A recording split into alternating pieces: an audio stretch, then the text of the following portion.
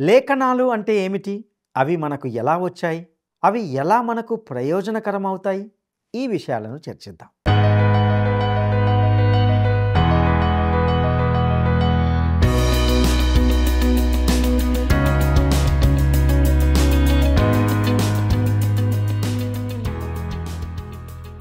ప్రియమైన మిత్రులందరికీ word రిసౌండ్స్ today పక్షంగా ప్రేమధార కార్యక్రమానికి సాదరంగా ఆహ్వానం పలుకుచున్నాం. మీరందరూ ప్రభువు కృపలో బాగున్నారని తలస్తున్నాం.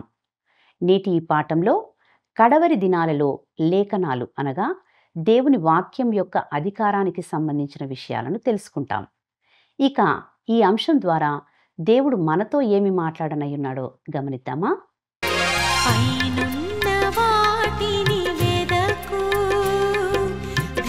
శాశ్వతం కాదు నీకు, పైనున్న వాటిని వెదకు, ధర శాశ్వతం కాదు నీకు. కాలిపోయే లోకం కొరకు ఆశలు నీకెంతవరకు, కాలిపోయే లోకం కొరకు ఆశలు నీకెంతవరకు, క్షణమా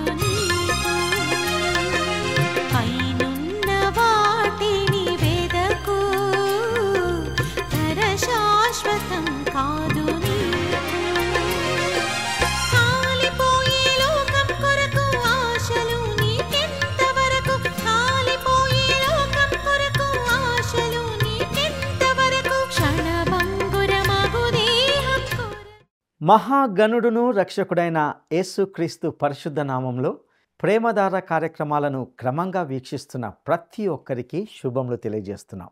నేటి మన ఈ పాఠంలో అపోస్తులుడైన పౌలు తిమోతికి వ్రాసిన 2వ పత్రిక 3వ అధ్యాయము 10 నుండి 17 వచనాల వరకు ధ్యానించుకోబోతున్నాం. ఈ భాగంలో మనము చివరి రోజుల్లో లేఖనాలు కలిగి ఉన్న అధికారాన్ని గురించి తెలుసుకుంటాం. ఇక తిమోతికి వ్రాసిన 2వ పత్రిక 3వ అధ్యాయము 10-11 వచనాలను గమనిద్దాం. అయితే నీవు నా బోధను, నా ప్రవర్తనను, నా ఉద్దేశమును, నా విశ్వాసమును, నా దీర్ఘశాంతమును, నా ప్రేమను, నా ఓర్పును అంతియొకయ, ఇకోనియా, లుస్త్రా అను పట్టణములలో నాకు కలిగినట్టి హింసలను, ఉపద్రవములను తెలుసుకొనిన వాడవై నన్ను వెంబడించితివి. అట్టి హింసలను సహించితిని గాని వాటన్నిటిలో నుండి ప్రభువు నన్ను తప్పించెను. ప్రియులారా, పౌలును గూర్చి బాగా తిమోతికి తెలుసు. అతన్ని బాగా ఎరిగి ఉన్నాడు. మరొక మాటలో చెప్పాలంటే పౌలు యొక్క జీవితము ఒక తెరిచిన పుస్తకం. ప్రతి క్రైస్తవ విశ్వాసి జీవితం కూడా ఇలాగే ఉండాలి.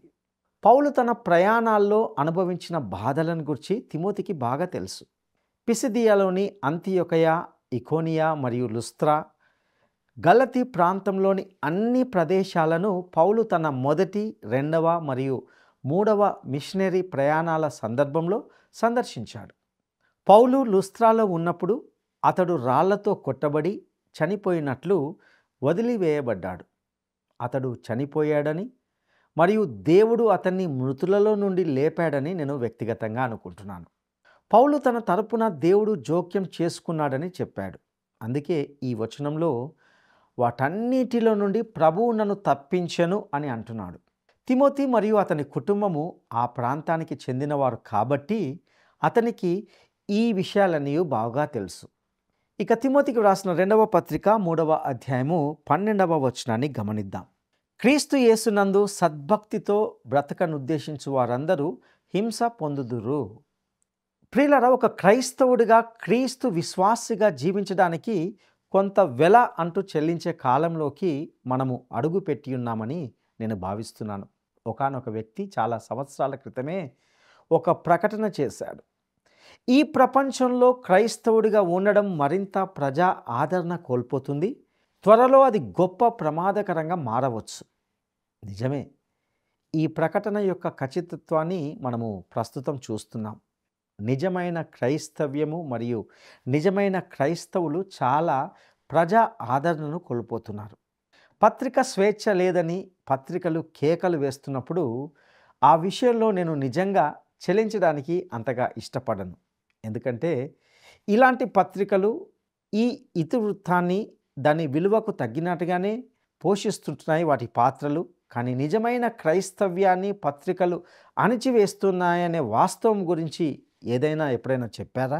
బైబిల్ దృక్పథం గురించి సానుభూతితో కూడిన కథనాన్ని మీరు చివరిసారిగా పత్రికల్లో ఎప్పుడు చదివారు? నిజమైన క్రైస్తవ్యాన్ని ప్రదర్శించే వార్తలను మీడియా అణిచివేస్తుంది. ఒక ప్రాథమికమైన నిజమైన బోధకుడికి ఏదైనా ప్రచారం లభిస్తే అది వెంటనే వక్రీకరించబడుతుంది మరియు అది తప్పుగా ప్రాతినిధ్యం వహిస్తుంది. ఒక బోధకుడు చట్టాన్ని ఉల్లంఘించి తప్పు చేస్తే గనక అతడు మొదటి పేజీలో కనిపిస్తాడు. అయితే అదే బోధకుడు సువార్తను ప్రకటిస్తూ నరకానికి వెళ్లకుండా ప్రజల సమూహాన్ని కాపాడితే అతన్ని విమర్శిస్తారు, ప్రక్కన పెడతారు.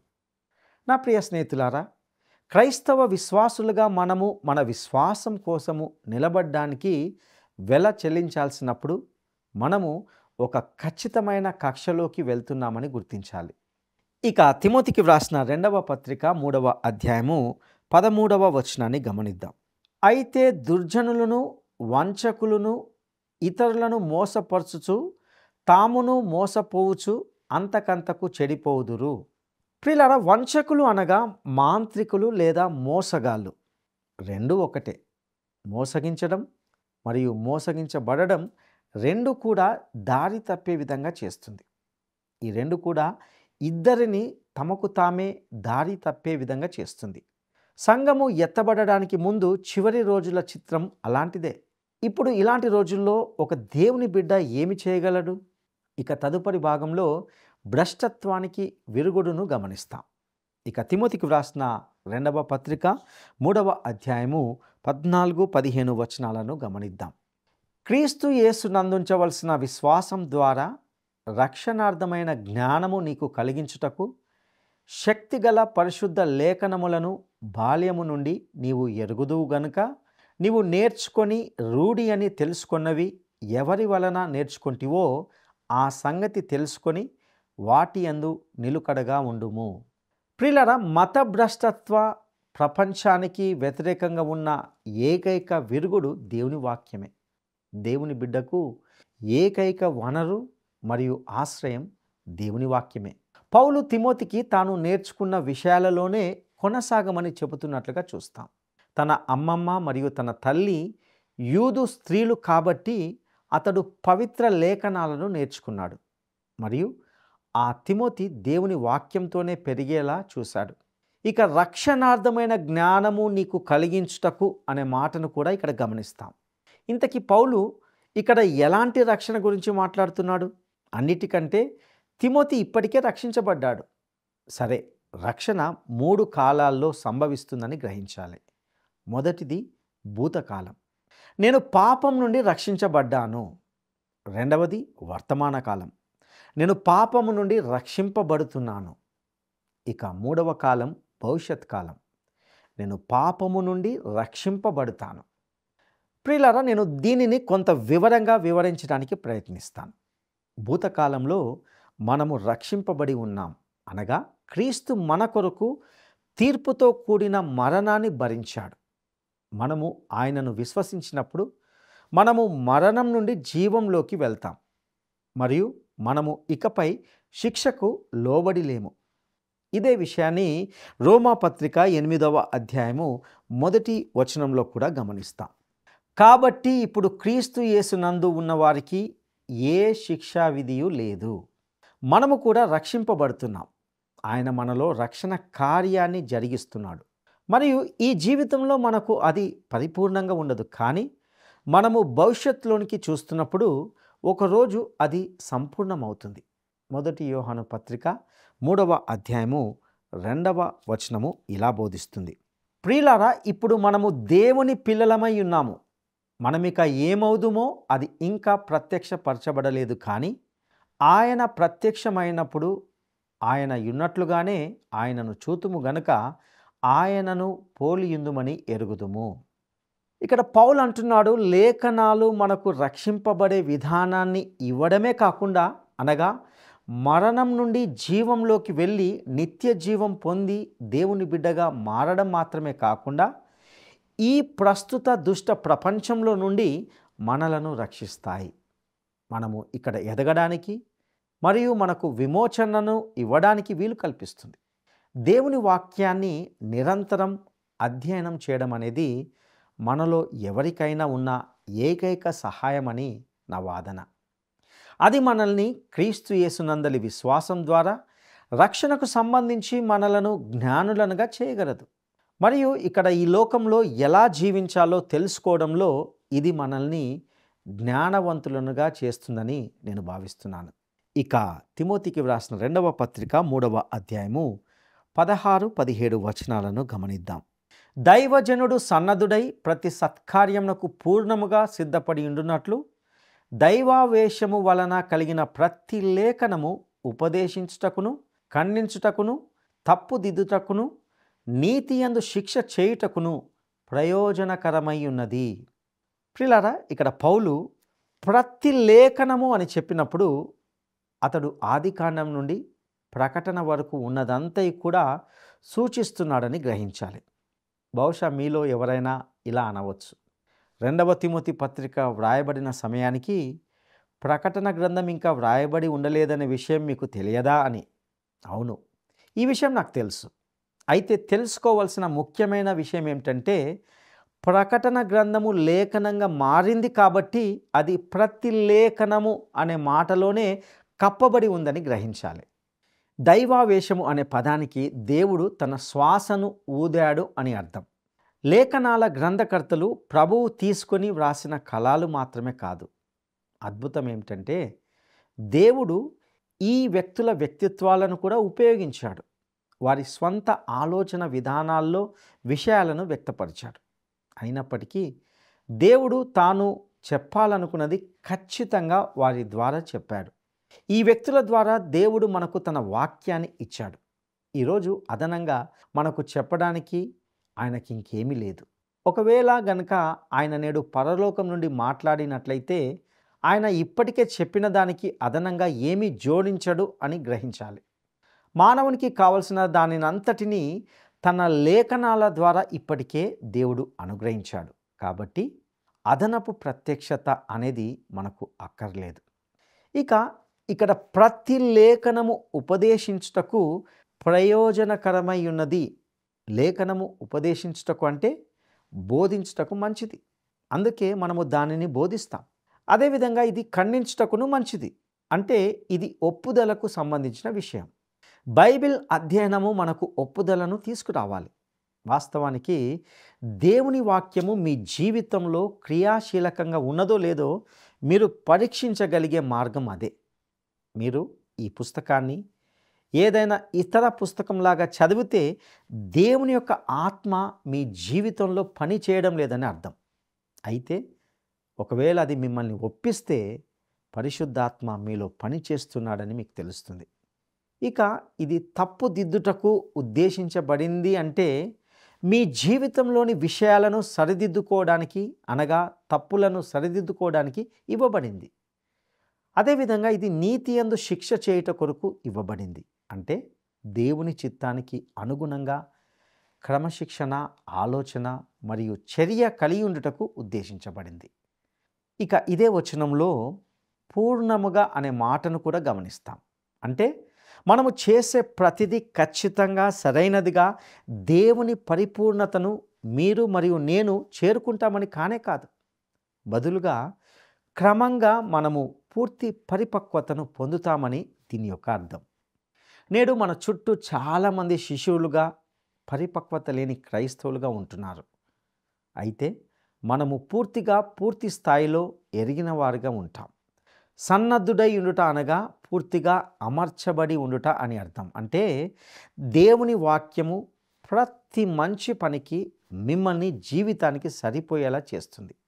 నా ప్రియ స్నేహితుడా, కొన్ని సులభమైన పాఠాల ద్వారా మిమ్మల్ని క్రైస్తవ పరిపక్వతకు తీసుకురావాలని ఉద్దేశించిన ఆయా చిన్న కార్యక్రమాలు మరియు వ్యవస్థలను నేను వ్యతిరేకిస్తున్నాను.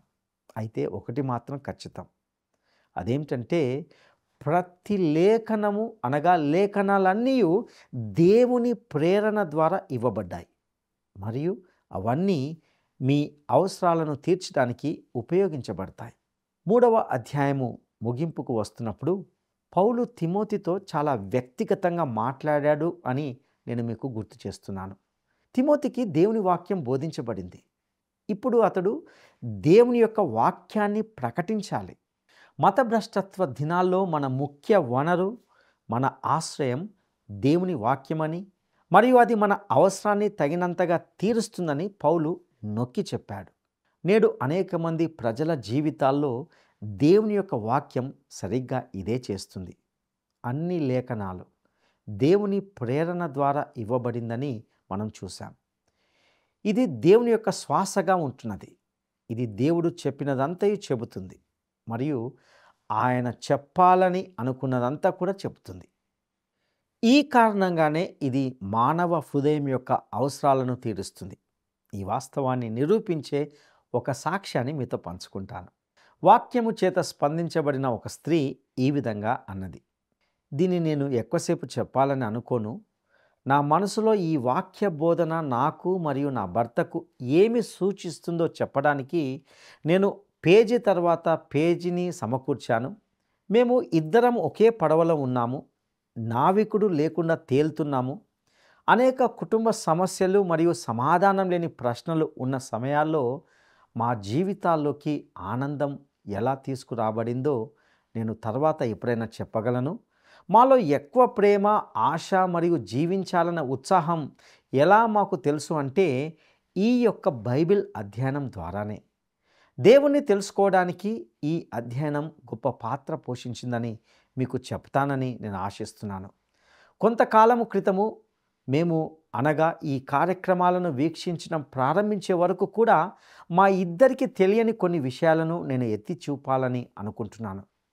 విశ్వాసులైన తల్లిదండ్రుల ద్వారా మరియు జీవితాంతము సంఘానికి వెళ్ళేవారి ద్వారా ఎన్నో విషయాలను నేర్చుకున్నప్పటికీ మేము స్వయంగా ఎందుకు సత్యాన్ని చూడలేదో మాకు తెలియదు, మేము గ్రహించలేదు. మా పాప స్వభావానికి సంబంధించి మేము స్వంతంగా జయించడానికి ప్రయత్నించాం. పరిశుద్ధాత్మ మాలో ఉందని మాకు తెలియదు. పునరుత్థాన జీవితం గురించి కూడా మాకు తెలియదు. మేము మంచిగా ఉండడానికి ప్రయత్నించి ఓడిపోయే పోరాటంలో పోరాడుతూ వచ్చాం. మరియు మేము ఈ బైబిల్ అధ్యయనం చేయడం ప్రారంభించినప్పుడు మా స్వంత శక్తి మీద ఆధారపడడాన్ని వదులుకున్నాం. యేసుక్రీస్తు ద్వారా వ్యక్తపరచబడిన తన కృప మరియు పరిశుద్ధాత్మ బహుమతి ద్వారా దేవుడు మనలను సరైన దిశలో ప్రారంభిస్తాడని మేము గ్రహించాము అని ఆ స్త్రీ తన సాక్ష్యాన్ని పంచుకున్నది. ప్రియులారా, నేను ఈ సాక్ష్యాన్ని ఇక్కడ చెప్పడానికి గల కారణం ఏమిటంటే, ఒక రుచిగల ఆహారం యొక్క రుజువు తినడంలోనే ఉందని మీకు చూపించడం. దేవుడు తన వాక్యము ప్రయోజనకరంగా ఉందని చెబుతున్నాడు. మరియు ఈ సాక్ష్యాన్ని పంచుకున్న ఈ జంట ఖచ్చితంగా అది అలా ఉందని నిరూపించారు. దేవుని వాక్యము మీ జీవితంలోకి ప్రవేశించినప్పుడు అది మరి ఏ ఇతర పుస్తకం చేయలేని పనిని చేస్తుంది. ఎందుకంటే అది దేవుని వాక్యం. దేవుని వాక్యం అనగా దేవుని శ్వాస. ఇది మనకు రక్షణ జ్ఞానాన్ని ప్రసాదిస్తుంది.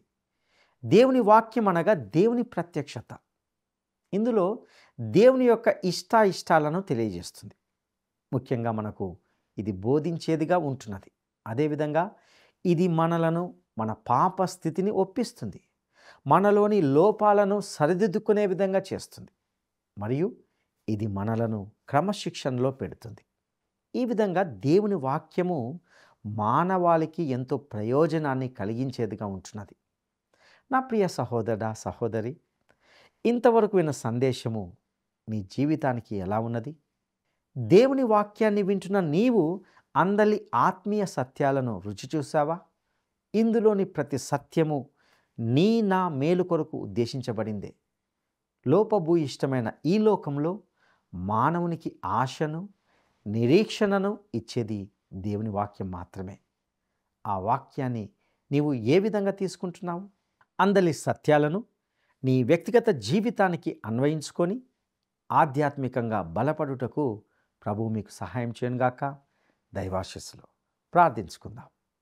మహాపరిశుద్ధుడా, నమ్మదగిన దేవా, నీ దయగల పాదాలకు వందనాలు, స్తుతులు చెల్లిస్తుంటున్నాం. ఈ తిమోతి పత్రికల ద్వారా మీరు మాట్లాడుతున్న ప్రతి సత్యానికే నీకు వందనాలు. ముఖ్యంగా ఈ సందేశంలో ప్రభా, నీ వాక్యము నమ్మదగింది, అది నీ శ్వాస అని, మా జీవితాలను సరిదిద్దేదని, మా జీవితాలను, మా యొక్క పరిస్థితులను చక్కపరుస్తుందని విన్నాం.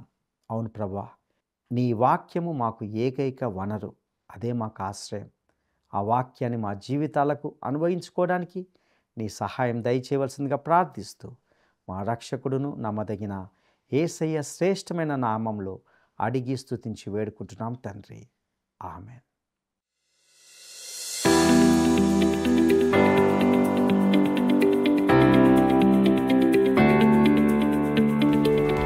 దైవావేశము అనే పదానికి అర్థం ఏమిటి? దైవావేశము అనే పదానికి అర్థము ఏమిటి? 1. దేవుడు తన ఆవేశాన్ని కుమ్మరించాడు.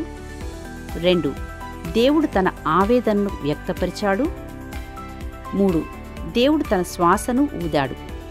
ఈ ప్రశ్నకు సరైన జవాబును ఈ వాట్సాప్ నంబర్కు పంపండి.